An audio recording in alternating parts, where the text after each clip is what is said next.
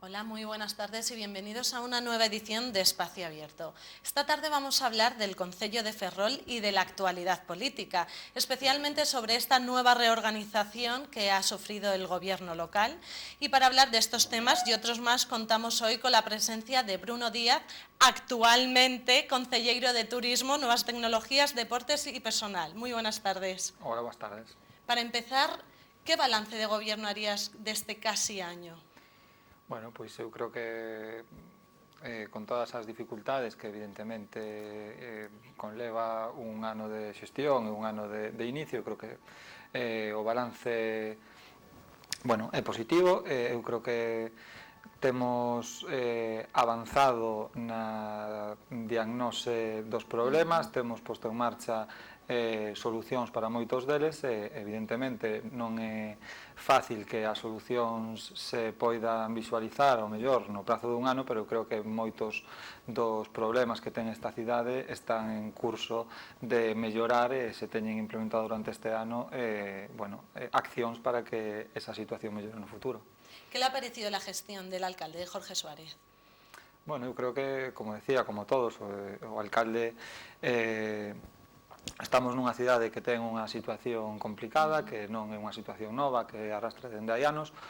Hai un goberno de coalición entre dúas forzas políticas, de forma que a esas dificultades normais de entrada nun goberno pois se suma a convivencia natural e as diferencias que poda haber por esa convivencia política entre dúas forzas políticas e polo tanto, pois como todos temos que facer un pouco autocrítica das cousas que temos que mellorar, pero creo que, do mesmo xeito que falaba do goberno, un ano que se poderá valorar cando remate o mandato pois a importancia que ten o primeiro ano pois para conseguir que durante os 4 anos se poidan implementar esas accións que a cidade necesita. ¿Crees que estas tensiones entre el Partido Socialista y Ferrol en Común van a terminar? Ben, eu creo que non sei se van terminar ou non. Eu creo que, como decía, son naturais as tensións na política, incluso entre dentro dunha mesma forza política.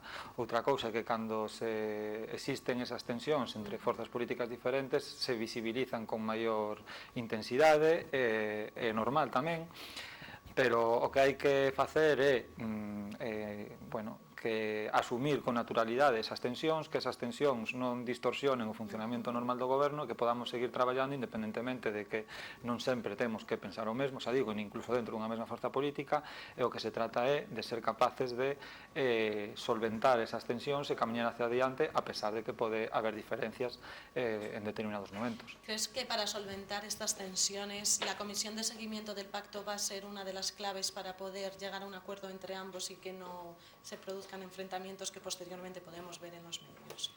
Bueno, eu creo que é unha comisión que se crea con esa intención de que en determinados momentos en que pode haber diferencias, en lugar de que esas diferencias acaben convulsionando con maior intensidade ao goberno, pois que poda existir un órgano no que se plantexen e que, permita que o goberno siga traballando dentro da normalidade e que esas diferencias se plantexen nun órgano ao marxe do propio goberno. Eu creo que, así entendemos todos, esperamos que permita, xa digo, que ante novas diferencias que se poden producir, pois que se podan falar con tranquilidade e que o goberno continue traballando ao marxe de que esas diferencias se plantexen en determinados momentos. Hoy aprovechábamos la rueda de prensa que hacía Martina Neiros, la portavoz del Partido Popular, comentaba que en realidad Jorge Suárez era la marioneta de Beatriz Sestallo y que en realidad esta era la propia alcaldesa. ¿Qué opinas de estas declaraciones? Bueno, eu creo que máis alá deste tipo de mensaxes que o Partido Popular utiliza habitualmente cando existen gobernos de coalición e porque lle interesa transmitir á cidadanía esa imaxe de confrontación entre os membros do goberno, eu creo que existe un goberno entre dúas forzas políticas que evidentemente tiñen o seu candidato, no caso de Ferrol en Común, o alcalde, no caso do Partido Socialista, Beatriz Sestallo.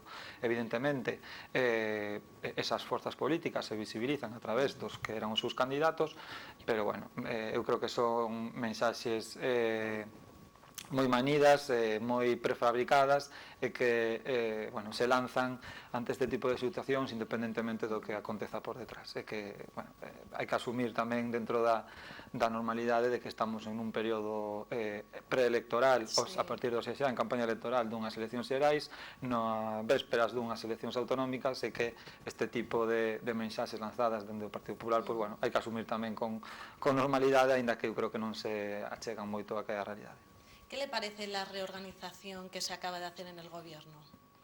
Bueno, eu espero que, bueno, que sexa para mellor. Houbo a saída de dous concelleiros, un do de Front Común, do PSOE, o que fixemos, podo falar dende o ámbito do Grupo Socialista, é intentar adaptar as nosas competencias aos perfis das persoas que formamos parte do grupo, de maneira que ademais poda existir unha continuidade no traballo e que este cambio non supoña ningún tipo, ningunha parálise, ni ningún período de ralentización do traballo que vimos realizando durante este último ano. Veíamos en la prensa durante semanas este enfrentamiento, podemos llamarlo, entre quién se queda la cartera de servicios. Finalmente nos comentan que la cartera de servicios se queda para el Partido Socialista.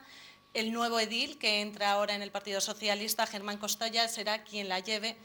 ¿Qué te parece que te quiten a ti la cartera de servicios y se la pasen a tu nuevo compañero? Bueno, ¿te da pena? Eu non creo que me quiten a cartera de servicios, como me decía. Bueno, no me quiero referir a quitarla, sino únicamente que la traspasen para darte a ti más otras carteras.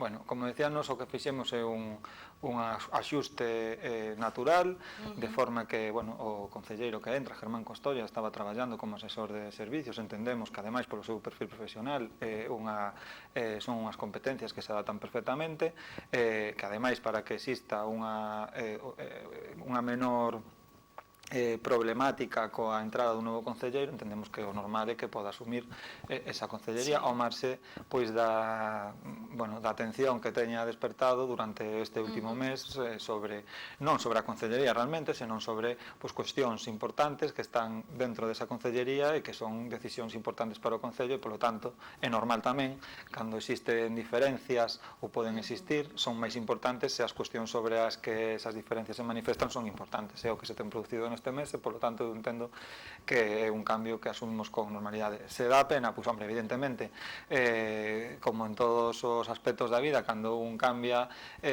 bueno, pois por un lado hai cousas nas que se estaban traballando, que, bueno, nas que un pon un esforzo, un traballo, e que en todo caso aspiro e estou convencido de que vai ser así, se vai seguir traballando nesa mesma liña, pero, bueno, tamén con ilusión de coller outras competencias, como neste caso as de persoal, nas que, bueno, tamén hai un traballo moi importante que facer tamén para mellorar o propio funcionamento do Concello, e polo tanto que ese funcionamento do Concello permita mellorar o funcionamento da cidade. ¿Qué consejos le darías a tu compañero para esta nueva cartera que asume, después tu voz de la experiencia? Bueno, eu creo que el está suficientemente, ademais de preparado, está totalmente informado, ten un coñecemento xa dende este último ano como asesor do funcionamento do Concello, simplemente como consello, porque é a realidade da política, máis da política municipal, na que un está exposto a moitas críticas, porque todos somos un veciño que ten suxerencias ou queixas que facer, e que hai que asumir con tranquilidade, con normalidade esas críticas, que un ten que ser o primeiro que faga autocrítica da súa xestión cada día, pero asumir con tranquilidade que esas críticas forman parte do que é o traballo diario. En estas nuevas competencias que va a entrar ahora a llevar a cabo, ¿qué aspectos quiere enfatizar en ellas? Bueno, agora sobre todo no ámbito de persoal, que é unha concellería que inicialmente estivo levando Felipe Sás, o concelleiro que deixou a súa ata, e que durante este último período levou Beatriz Estallo. Pois, hai un reto pendente para o Concello, que é a elaboración dunha nova relación de postos de traballo. Estamos nunha conxuntura complicada para as administracións locais, especialmente no ámbito de cobertura de prazas de persoal, que esperamos que a a nova dinámica electoral que se vai producir durante este ano permita que determinada legislación mude a favor das administracións locais e que permita que se podan tamén cubrir pois eses postos que durante os últimos anos non puderon ser cubertos, eso ligado a unha modernización no ámbito administrativo e no ámbito tecnolóxico do Concello debe permitir que os servicios que dentro da administración local se prestan á cidade pois melloren tanto en cuantía como en calidade. La antigua concejala de Deportes por el Partido Popular, Susana Martínez Galdós, criticaba que no se había realizado aún ningún convenio en este campo. ¿Hay dinero para ello? ¿Y por qué te crees que vienen estas críticas? Bueno, xa digo, son críticas que hai que asumir con naturalidade, normalidade, especialmente cando estamos, xa digo, en épocas preelectorais e veletirais. Todos os convenios están en curso de tramitación, é certo que non se ten firmado ninguno, pero bueno, como digo moitas veces, a problemática non é cando firmos o convenio, senón cando se cobran os convenios. É certo, unha realidade no Concello ou unha cuestión xeral que se plantexan das entidades que se debe mellorar a xilidade tanto no que é os cobros das axudas como no que é a propia tramitación das axudas, creo que é algo que hai que traballar, pero bueno, a realidade é que nos 4 anos anteriores a bagaxe dende o ámbito do deporte se circunscribe únicamente a eliminación do padroado de deportes, pois eso, eliminando todo o bo que podería que suponía nese momento o padroado, pero sen engadir ningún tipo de valor adicional ou mellora. E, polo tanto, creo que hai moito traballo que facer no ámbito de deportes neste Concello, porque, bueno, non se fixo no pasado, eu espero que co tempo se note, todas as entidades noten esa mellora tanto no que é a tramitación das axudas, a xilidade para cobrar as axudas e incluso no propio fondo que hai detrás desas axudas. Hablando de deportes, justamente este fin de semana se va a celebrar la tercera marcha de 50 kilómetros del Club de Montaña en colaboración con la Concejalía de Deportes. De hecho, dicen que este año ha aumentado el número de cifra con respecto a ediciones anteriores. ¿Qué le parece?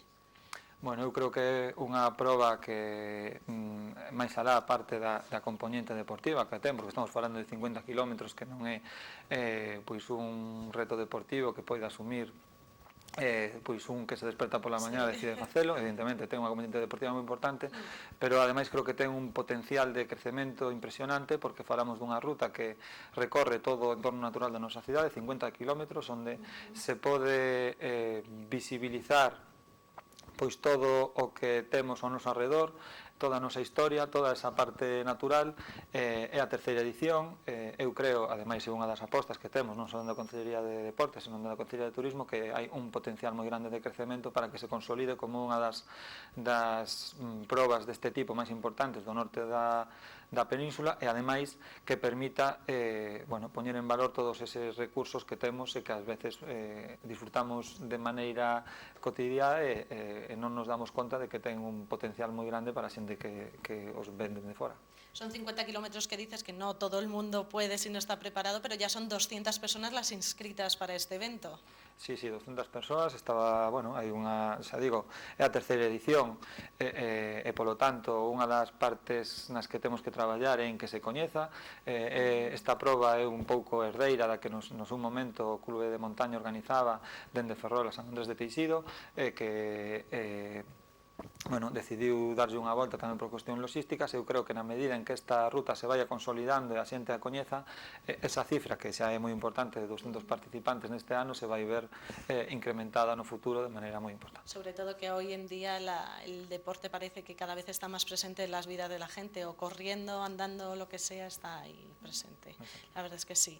Hace unos días nos hacíamos eco de las críticas por parte de la Asociación de Caranza en cuanto al problema de asfaltado justamente de la calle del Prado en Tejeras, las que consideraban que antes de llegar a procederse ese asfaltado era necesario talar los árboles. Bien, te hiciste eco de esta noticia, respondiste y dijiste que en realidad terminar con las raíces era suficiente, pero los vecinos creen que lo necesario es talar estos árboles. ¿Crees que es necesario la tala de estos árboles? Que de hecho ya empezaron las obras este martes y supongo que estarán a punto de terminar. Ben, o primeiro que podo decir é que en principio eu creo que temos que ser todos conscientes do valor que hai detrás de cada árbore que temos na cidade, que asumindo que pode haber árbores que poden causar molestias, non falo desta cuestión, pero que, bueno, que eu creo que é unha cidade que ten un patrimonio natural e arbóreo importante, é unha cidade mellor, é unha cidade pois na que eu preferiría vivir personalmente así. Neste caso concreto, o que se plantexaba era pois talar unha serie de árbores cando, en principio, en base aos informes, non era necesario. O que se fixo foi unha actuación para que eses traballos de asfaltado nesa rúa non se visen no futuro condicionados por algunha das raíces que sí que é certo que sobresaía do que era o seu espacio natural, e hai pendente unha actuación no que é nesa mediana na que tamén as raíces teñen deteriorado o que é a beira rúa, para convertir ese espacio de mediana pois nun mini parque cuns árbores que, xa digo, eu personalmente entendo que é un valor non só para o barrio, senón para toda a cidade. Otra de las tareas de obras de mantenimiento que se han llevado a cabo es el desbroce en la zona de Olbertón. ¿Por qué hasta ahora ha estado un poco abandonada esta zona?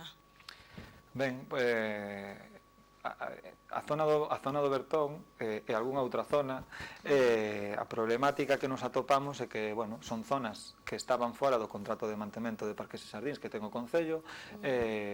Tivemos que facer un traballo durante este ano importante coa empresa de Parques e Xardíns para delimitar ben as zonas que teñen que manter e buscar unha solución precisamente para estas zonas que están fora de contrato. Durante un tempo se puido facer un traballo de mantemento, co persoal con xente do Risga que estivo traballando no Concello en verán. É certo que, chegado este momento no que ademais polas cuestións climatolóxicas a erva crece máis deprisa, eu estou moi satisfeito, é algo que queda solucionado, se conseguiu incorporar estas zonas que estaban pendentes de cubrir, como é o Bertón, o Parque do Montón en Cananza e tamén o Xardín do Torrente de Ballester, que podan manterse cun contrato específico ao marxe do contrato de mantemento de Parques e Xardíns, e darán así unha solución definitiva. En todo caso, eu o que me pregunto é como era posible que se mantivesen no pasado cando non estaban incluídas no contrato, e por que agora a empresa de Parques e Xardíns reclama ao Concello ter mantido esas parcelas durante o goberno anterior as mantiña.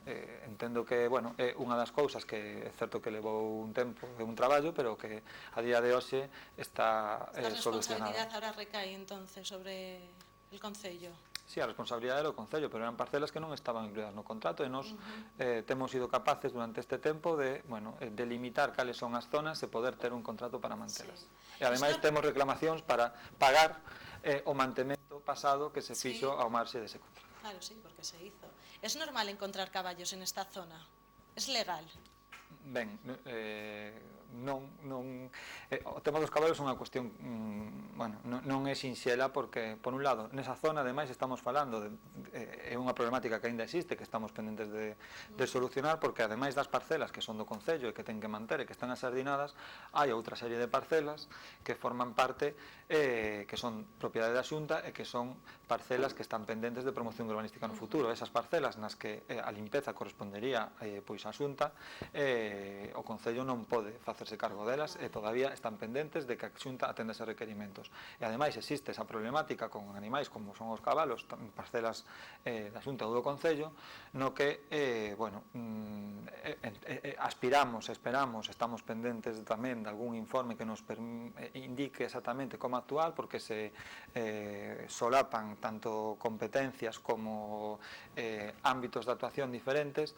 Xa houve problemática con este tipo de cuestións no pasado, e agora salta máis a luz cando se produce nun espacio de ocio e disfrute como é Bertón, no que precisamente porque ten pois a visita de moita xente, pois ao final hai unha problemática que se pon máis de manifesto cando que se produce nun sitio máis espallado ou máis alonxado.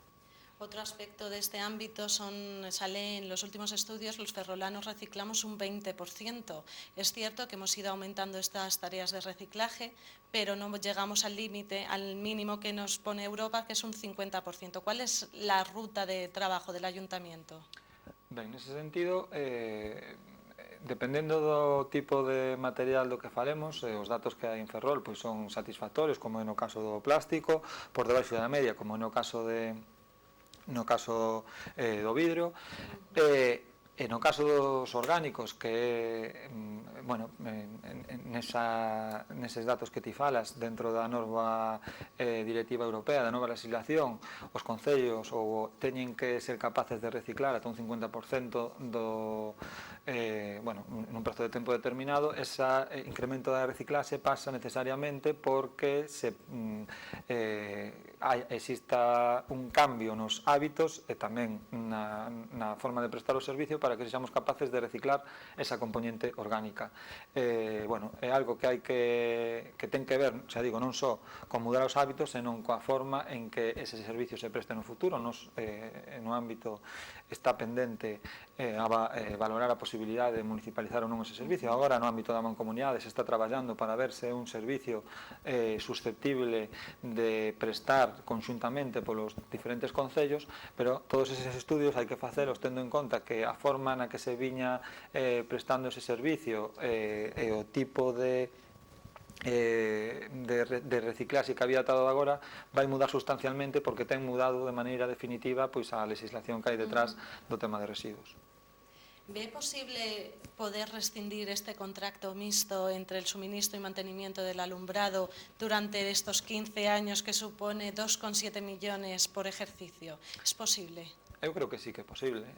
Evidentemente, para que sexa posible, o primeiro que ten que haber é unha vontade política de que sexa posible. Eu creo que, bueno, é vontade política deste goberno que sexa así, máis alá da vontade política, despois o que hai é que fundamentar xurídicamente para que esa decisión pois non teña ningún tipo de consecuencia negativa para o Concello. Estamos traballando nese sentido, se estaba traballando, se vai seguir traballando. Eu, ademais de que estou plenamente convencido de que é posible, estou convencido tamén de que nun prazo breve de plazo seremos capaces de, bueno, de desbotar definitivamente ese contrato e buscar e plantexarse a cales son as alternativas de futuro para a prestación deses servicios e para eses investimentos que hai que facer na cidade tamén en aras da mellora da eficiencia enerxética e do aforro para as arcas do Concello durante os próximos anos. ¿Usted qué le parece que se hagan contratos para 15 años posteriores y esto suponga que los posteriores gobiernos estén implicados en estos contratos que tal vez no llevarían a cabo? ¿Usted sería partidario de hacer este tipo de contratos? Eu creo que en principio ninguén debería ser partidario. Este tipo de contratos, que ademais así na legislación se regulan eses períodos máximos, únicamente teñen sentido cando se pode justificar esa excepcionalidade como consecuencia de que existen uns investimentos moi importantes que necesitan de prazos maiores para amortizalos.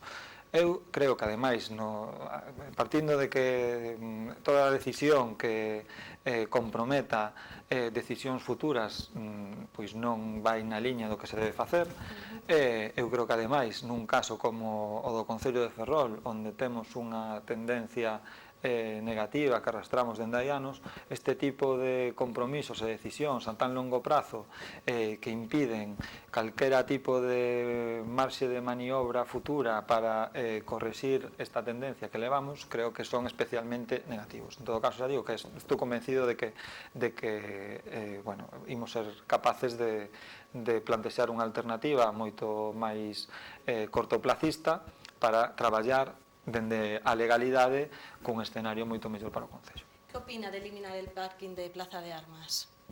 Bueno, eu creo que unha dos retos que ten a nosa cidade pasa por a penalización do centro da cidade, de forma que se converta o centro da cidade nun centro como son tamén os de outras cidades, e que nesa liña o parking da Praza de Armas bueno, é un elemento que non debe continuar no tempo. Ademais, así está plantexado, se está traballando tamén nese sentido para que esa reforma, en principio, non contemple ese parking.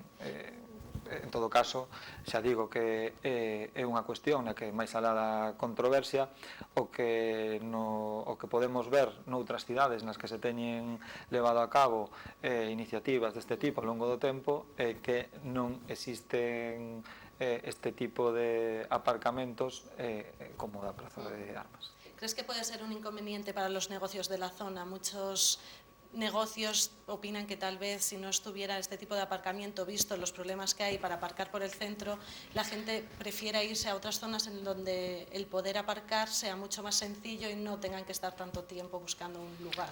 Bueno, xa digo que isto é unha cuestión, eu non son urbanista, pero bueno, teño a miña opinión e temos falado moito ao respecto.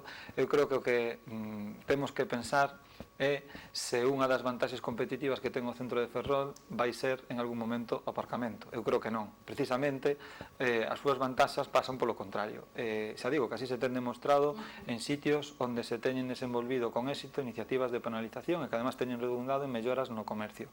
O que temos que pensar é a día de hoxe existen dificultades de aparcamento, existen aparcamentos baleiros, non parece que exista un dinamismo especial nin da zona centro nin do comercio. Ao mellor o que temos é que facer cousas diferentes para que exista ese dinamismo a partir de que se dea unha situación diferente e que a xente verdadeiramente veña a Ferrol porque non hai coches en lugar de que veña co coche a Ferrol e teña dificultade de aparcar. Eu creo que é un cambio de mentalidade, pero simplemente hai que facer o que se ten feito noutros sitios con éxito e hai exemplos de abondo tanto na nosa comunidade autónoma e no conxunto do Estado como en moitas cidades de Europa onde isto se ten feito xa hai anos.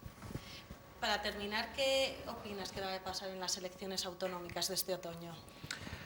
Bueno, aínda temos por diante as eleccións xerais, polo tanto, tendo en conta o dinamismo co que todo o escenario político se move, facer pronósticos a tan longo prazo é complicado. Eu realmente creo que na cidadanía existe unha demanda de cambio como se ten manifestado tanto nas eleccións municipais do ano pasado como tamén, aínda que de forma máis imprecisa nas xerais. Eu creo que eso vai suceder tamén nas eleccións autonómicas. Non se trata aquí de facer balances do goberno do Partido Popular durante estes últimos 8 anos, pero eu creo que moi pouco ten mellorado a situación da comunidade autónoma e moi pouco se ten traballado para que mellore no futuro. É algo que a cidadanía, unha percepción que ten, é un proxecto esgotado. O que temos que ver é de que maneira se sustancia ese cambio para que exista un proxecto alternativo que permita que Galicia recupere o rumbo que nun determinado momento cun goberno bipartito do Partido Socialista do Bloque iniciou e que abruptamente se veu interrumpido durante estes últimos 8 anos. Y para finalizar, ¿qué le parece la elección de Leiceaga como candidato por el Partido Socialista a la Xunta? Pois a mí me parece, que é un candidato que ten un coñecemento moi grande da realidade de Galicia e de iniciativas que se deben poñer en marcha para dinamizar a nosa economía e a nosa demografía.